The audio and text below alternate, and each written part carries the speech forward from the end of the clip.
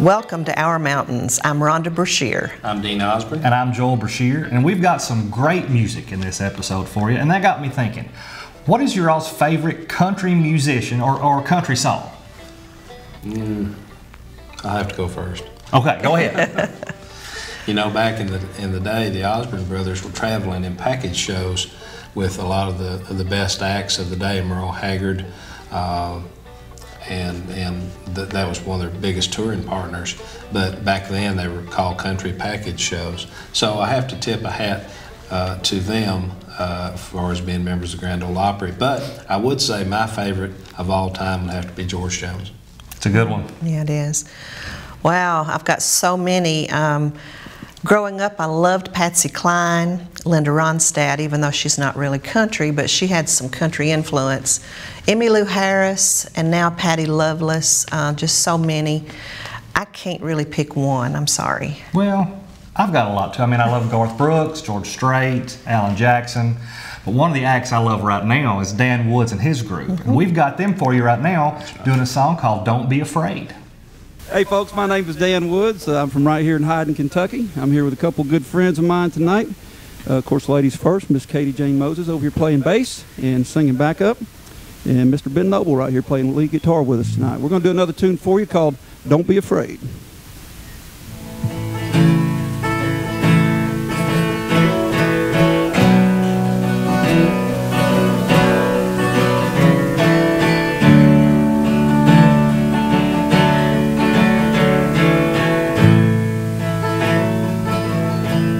Lying here together,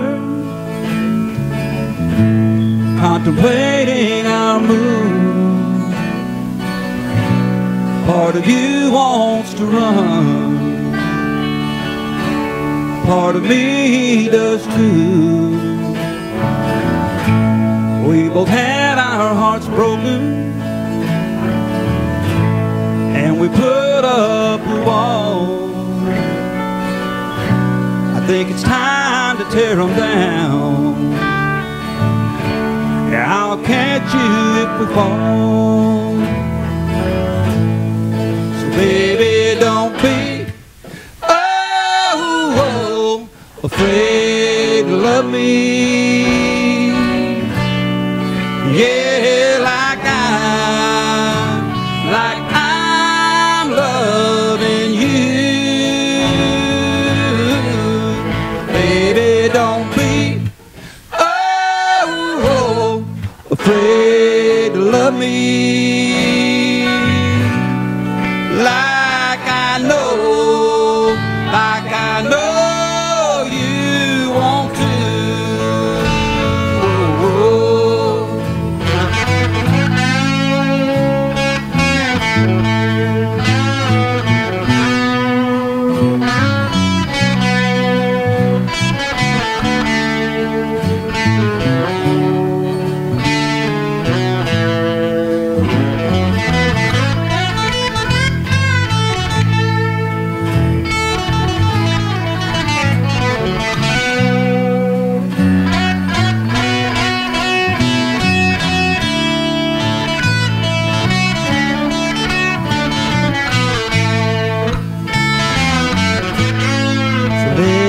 Don't waste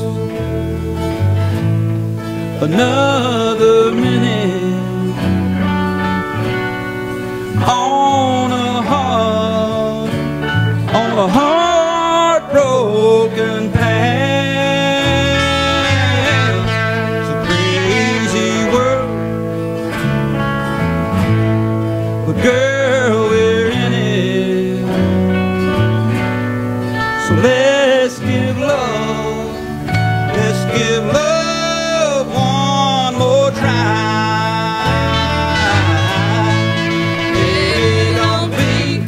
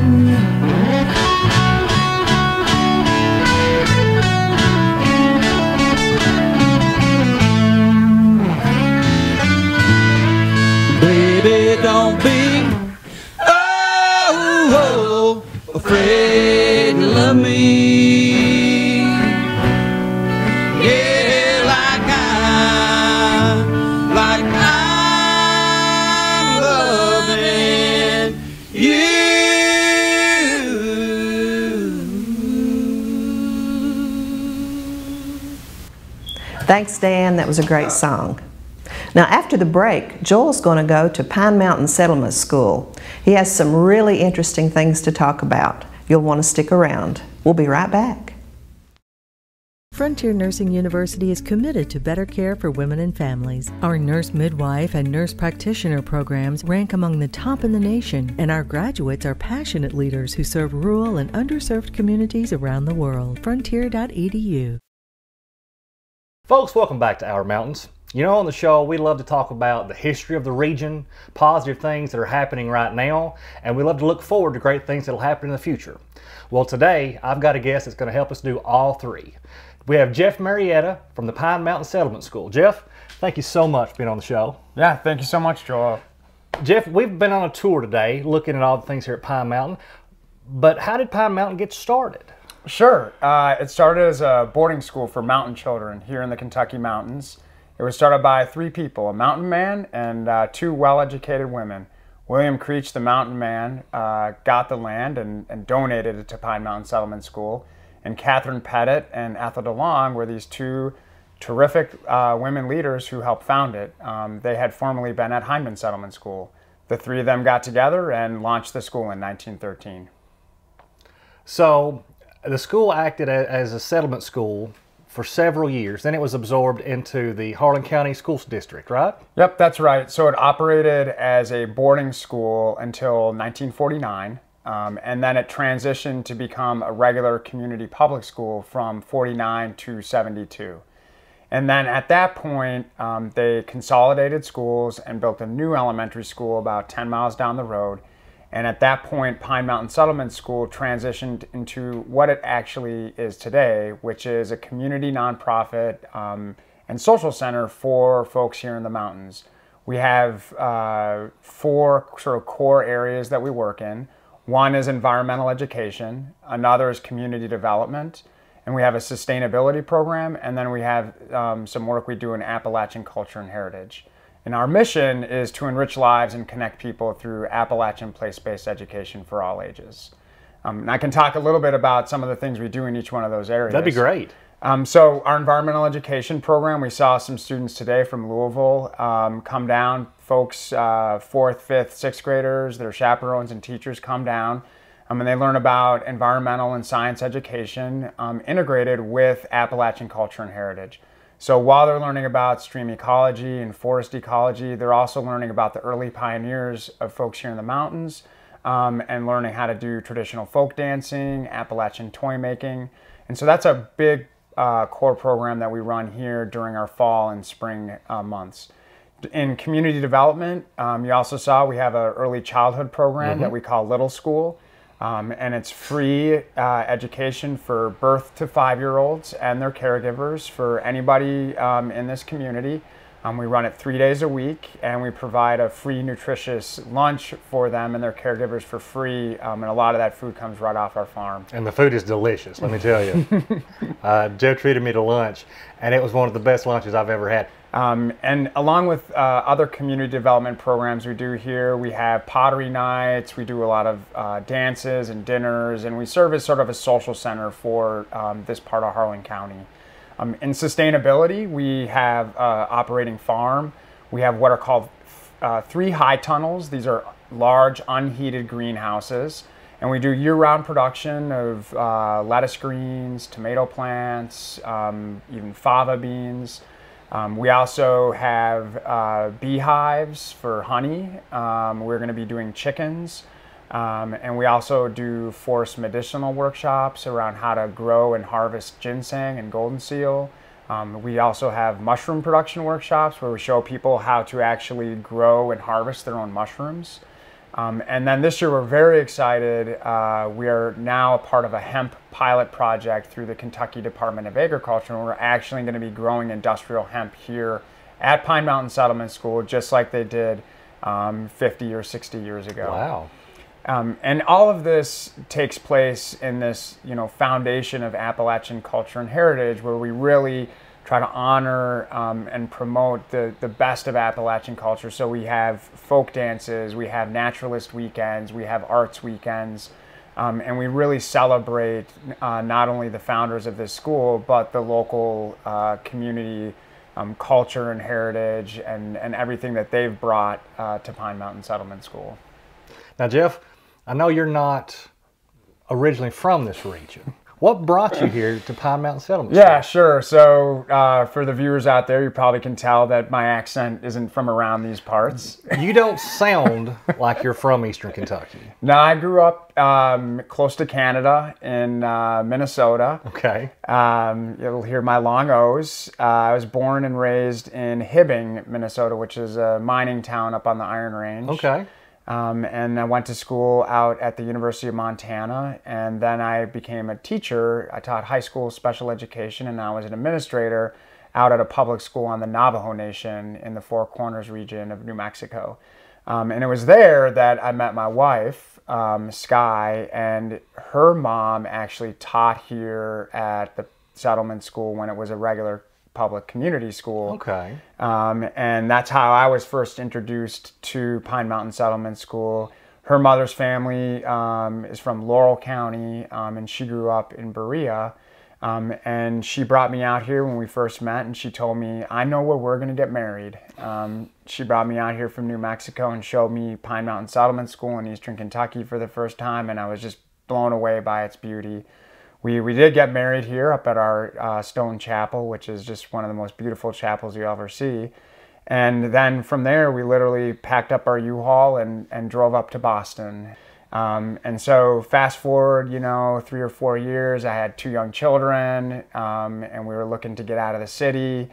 And we saw this position at the settlement school, a place that was near and dear to our hearts, come open, and then a person left, and come open, and a person left. And so we saw it as this great opportunity to come down to Eastern Kentucky, and to a place that we loved, to a place that we named our oldest child after, whose name's Harlan, and our youngest child's named Perry. So it all seemed like to be the way it was supposed to be. Well, the next girl's got to be Leslie. Leslie or Madison. Madison would work? Yeah, no, Leslie would be great. Or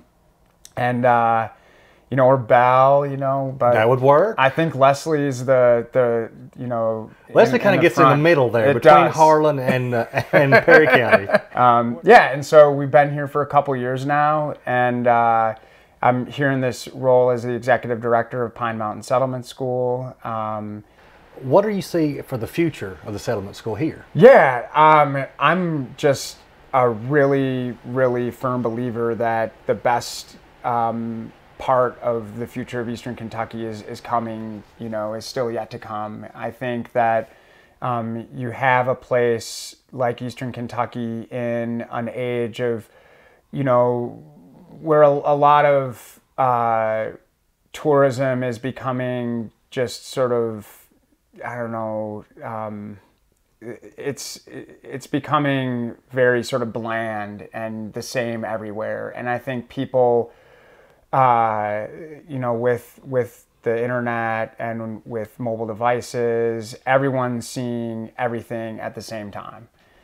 And that unique, authentic culture, or attractions, or art is so hard to find, and we have all of that right here in Eastern Kentucky. Just amazing, authentic culture, music, and you have that combined with unbelievable wildlands and biodiversity. One of the wildest, most biodiverse places on the eastern seaboard, and that we're an 8-hour drive from 50% of the population in the United States. You look at the DC metropolitan area and Atlanta and everything, and this place is so, has so much unbelievable wildlands intact. I just see it as being, in the next 5 to 10 years, an attraction for thousands of people who are looking for something different, who are looking for something authentic, and who are looking for something beautiful. And I see Pine Mountain Settlement School and Eastern Kentucky in general as serving as a hub for those folks. So what we're really sort of positioning ourselves is to allow that to happen, but allow it to happen and facilitate it in a way that's respectful, that retains the authenticity of the culture, that keeps the dignity of the folks here and doesn't just sort of, you know, I don't want to pick on Gatlinburg or anything like that, because those are great places, but, you know, I think a lot of people don't want that to happen. You don't want to commercialize our culture. You don't want to commercialize it to a point where it's destroying, where you're losing, where the bad parts about commercialization are ruining the good parts. Absolutely. You want to do it in a way that educates people about why the culture is the way it is and why it's important and things like that. And so, you know, with Pine Mountain Settlement School being here and serving this community for over a century, we're in a position where we can serve as a voice of that respect for the culture, yet at the same time serve as a gathering space for people to come and learn about it and enjoy the beauty of Pine Mountain Settlement School. And so we do that in many ways. We do that through our environmental education program. For many, many people that I've met in Louisville and Lexington, the only time they've ever come to Eastern Kentucky is when they came to Pine Mountain Settlement School. And anytime I meet someone who says, "Oh, I've been there," and I'm like, "Okay, when did you come?" "I came with the school group." "Well, when was the last time you came back to Eastern Kentucky?" "Oh, I haven't been back." So, you know, we need to start working on that and create opportunities for people to come to Eastern Kentucky. So if folks at home are interested, want to find out more about Pine Mountain, where should they go? Well, you can go to our website, which is www.pinemountainsettlementschool.com. That's going to be revamped here in the coming months, so you'll see those changes come along, but the website address will stay the same. You can go to our Facebook page, Pine Mountain Settlement School. That has a lot of up-to-date information. We have a great Instagram account as well that you'll see updated there. So if you're looking for the best pictures of the beauty that this place has to offer, I'd say social media is a great place to check us out. And then, of course, you can give us a call at 606-558-3571, and we'll, you know, during regular business hours, one of our staff can answer any question you might have about the settlement school. Well, Geoff, I can't thank you enough for having me over today. Yeah. Folks, it's absolutely beautiful over here. If you've never been, give them a call, find them online, and make a visit to Pine Mountain Settlement School. You will not regret it. Now, we've got more from Our Mountains coming up right after this. Frontier Nursing University, educating nurse midwives and nurse practitioners through distance education. The Kentucky Bankers Association. The Foundation for Appalachian Kentucky, a community foundation helping donors make meaningful investments in Eastern Kentucky. Learn more at appalachiankentucky.org. Hazard Community and Technical College. Find them online at hazard.kctcs.edu. Welcome back to Our Mountains. Today I'm going to be fixing one of my favorites, salmon patties. This has been a staple of the mountains for many years, using canned salmon, and this has fed a lot of hungry families. So today I'm going to be using some canned pink salmon and just going to dump them here in the bowl. And I'm going to take the bones and the skin out. Some people just go ahead and dump the whole thing in, but I personally don't like the looks of that skin. When I was growing up, my mom would make salmon patties, and she did a different recipe than I'm using. She would roll hers in cornmeal and fry them. And they were good, very good. I'm making mine a little bit lighter and a little bit, I think, more of a zesty taste to them. I'm going to add a couple of ingredients that you might not think that goes in a salmon patty, but I love them. And I'm going to make 2 cans today because I like to cook for a crowd. Salmon patties really is an economical meal.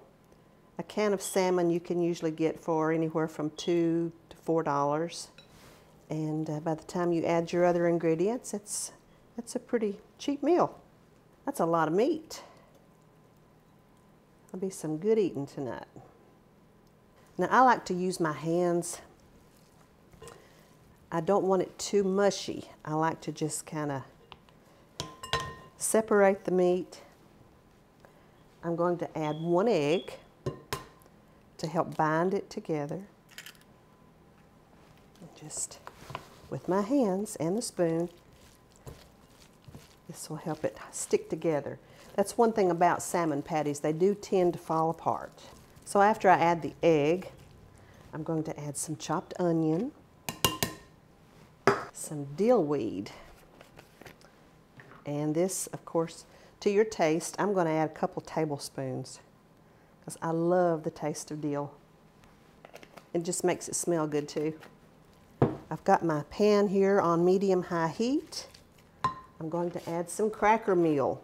Now, I was lazy and I bought this at the store, but you can make your own cracker meal by just putting some saltine crackers in a food processor or just beating them with a hammer or whatever, but I bought these the other night. It's easy. A little bit of cracker meal. And I may want to use some extra meal in a minute to coat the outside so that they will be very crunchy. And lastly, I'm adding some Parmesan cheese that's shredded. When this browns up, it just turns into a real nutty flavor, and I love it with salmon. Put some oil in the skillet and start forming these into patties and fry these. And about that big. Have 2 for every person. The cheese also helps it to bind together so that it doesn't fall apart as bad. And you're wanting to fry these on each side about 4 to 5 minutes, just until they're nice and golden brown. With this meal, you can have your traditional mountain foods. You could have some soup beans and cornbread. You could have macaroni and cheese or macaroni and tomatoes. That's my favorite. About anything goes with this. When my children were young, I would make this, and my husband wanted me to make some creamed peas with it. Now, the children did not care for it, but my husband loved creamed peas on top of his salmon patties. I have some family members that dip their salmon patties in ketchup. I don't think I would like that, but that's okay. Tartar sauce is also another thing you can serve. I'm going to try to make about 10 patties out of this.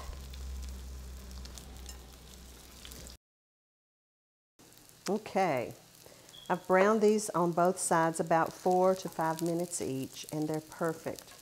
Golden brown and crispy. So I'm just going to turn my heat off and get ready to plate these up.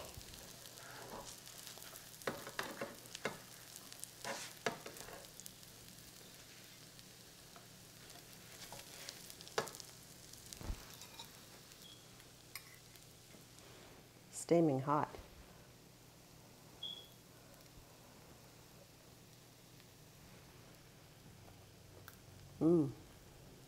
Crunchy on the outside, tender on the inside.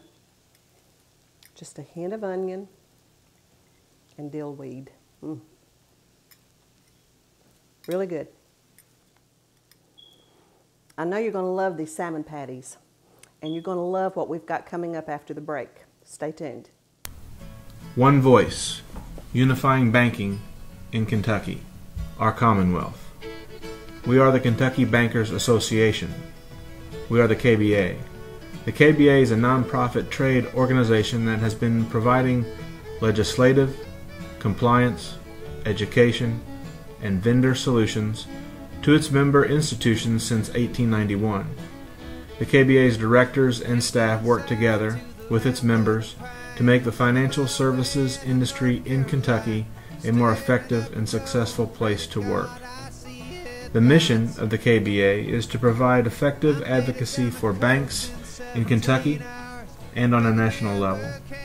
We strive to serve as a reliable and responsive source of information and education about areas of interest to the Kentucky banker. The strength of the Kentucky Bankers Association is bankers unifying as an industry to speak as one voice. With one voice, we are a Commonwealth.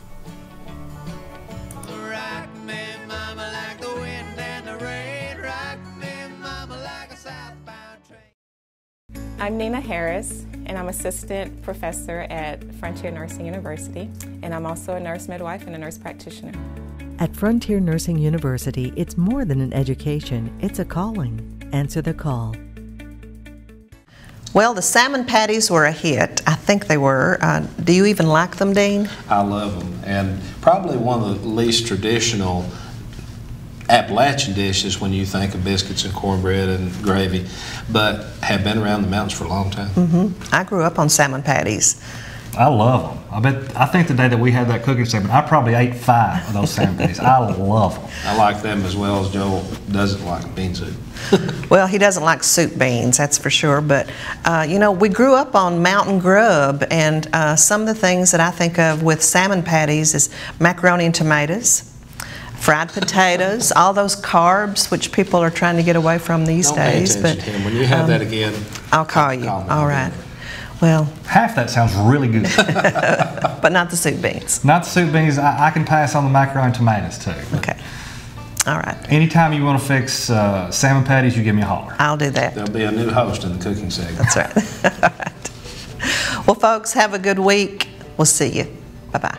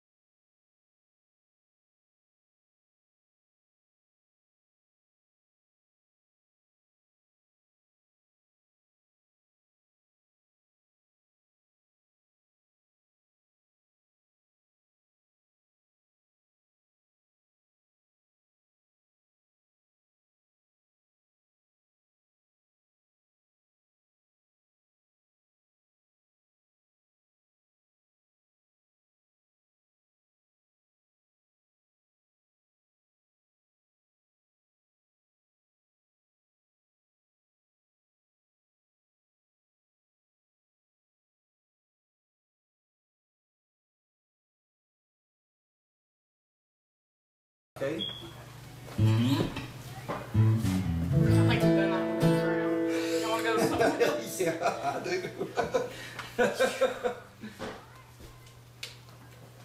What do you think, Joel? I like it. Now you guys might say there's some technical trouble in there I don't hear.